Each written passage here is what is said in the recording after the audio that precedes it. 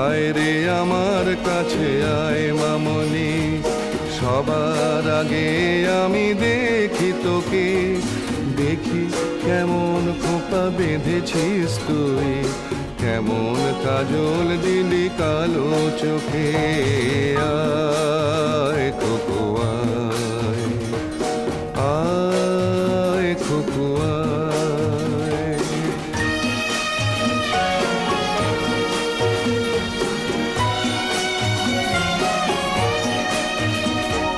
ছেলেবেলার দিন ফেলে এসে সবাই আমার মতো বড় হয়ে যায়।